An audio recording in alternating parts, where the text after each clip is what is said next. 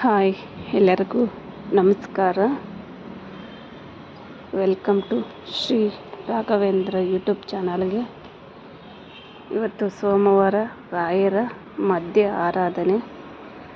ರಾಯರ 354ನೇ ಆರಾಧನೆ ಮಹೋತ್ಸವ ನಡೀತಾ ಇದೆ. ಆದಷ್ಟು ರಾಯರ ಸೇವೆ ಮಾಡಿ. ರಾಯರ ಆರಾಧನೆ 3 ದಿನ ಇರುತ್ತದೆ. ಅದು ಪೂರ್ವ ಆರಾಧನೆ, ಮಧ್ಯ ಆರಾಧನೆ, ಉತ್ತರ ಆರಾಧನೆ. 3 ದಿನವೂ ತುಂಬ ವಿಶೇಷವಾದ ದಿನ ಆಗಿರುತ್ತದೆ. ನಮ್ಮ ರಾಯರು ಜ್ಞಾನದಲ್ಲಿ ಕೂತಿರುತ್ತಾರೆ. ಜ್ಞಾನದಿಂದ ಎಚ್ಚೆತ್ತುಕೊಂಡು 3 ದಿನ ಭಕ್ತರ ಕಡೆ ಗಮನ ಸೆಳೆಯುತ್ತಾರೆ. ಆದಷ್ಟು ಎಲ್ಲ ಜನರು ಎಲ್ಲ ಹೋಗಿ ರಾಯರ ಆಶೀರ್ವಾದ ಪಡೆದುಕೊಳ್ಳಿ. ರಾಯರು ಕಣ್ಣಾದೃಷ್ಟಿ ಎಲ್ಲರ ಮೇಲೆ ಇರಲಿ ಅಂತ ನಾನು ಭಾವಿಸ್ತೀನಿ. ಇವತ್ತು ಮಧ್ಯ ಆರಾಧನೆ ಮನೆಯಲ್ಲಿ ಪೂಜೆ ಎಲ್ಲ ಮುಗಿಸಿ ರಾಯರ ನೈವೇದ್ಯಕ್ಕೆ ಪಾಯಸ ಮಾಡಿಕ್ಕಿ ಹೂವಿನ ಅಲಂಕಾರ ಮಾಡಿ ರಾಯರ ಮಠಕ್ಕೆ ಹೋಗಿ ರಾಯರ ದರ್ಶನನೂ ಮಾಡ್ಕೊಂಡ್ಬಂದ್ವಿ.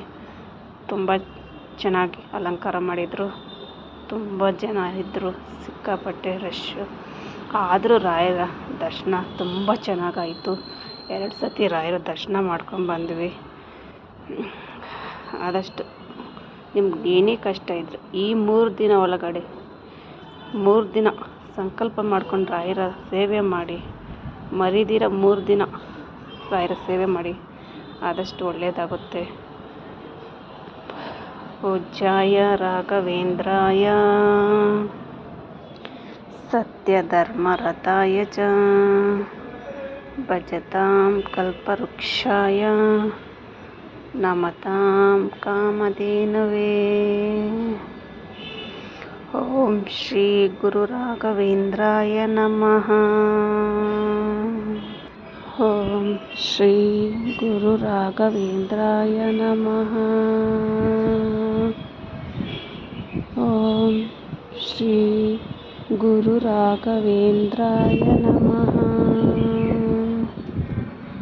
ಓಂ ಶ್ರೀ ಗುರು ರಾಘವೇಂದ್ರಾಯ ನಮಃ. ಓಂ ಶ್ರೀ ಗುರು ರಾಘವೇಂದ್ರಾಯ ನಮಃ. ಓಂ ಶ್ರೀ ಗುರು ರಾಘವೇಂದ್ರಾಯ ನಮಃ. ಓಂ ಶ್ರೀ ಗುರು ರಾಘವೇಂದ್ರಾಯ ನಮಃ. ರಾಯರ ಮಠದಲ್ಲಿ ರಾಯರ ಪೂಜೆ ನೋಡಿ ಎಷ್ಟು ಚೆನ್ನಾಗಿ ನಡೀತಾ ಇದೆ. ರಾಯರ ಮಂಗಳಾರತಿ ನಡೀತಾ ಇದೆ. ನೋಡೋಕ್ಕೆ 2 ಕಣ್ಣು ಸಾಲದು. 3 ದಿನವೂ ತುಂಬ ವಿಶೇಷವಾಗಿರೋ ದಿನ. 3 ದಿನ ಮಿಸ್ ಮಾಡದೆ ರಾಯರ ಮಠಕ್ಕೆ ಹೋಗಿ ರಾಯರ ದರ್ಶನ ಪಡೀರಿ. ರಾಯರು ನಮಗೋಸ್ಕರನೇ 3 ದಿನವೂ ನಮ್ಮ ಕಡೆ ನೋಡ್ತಾ ಇರ್ತಾರೆ.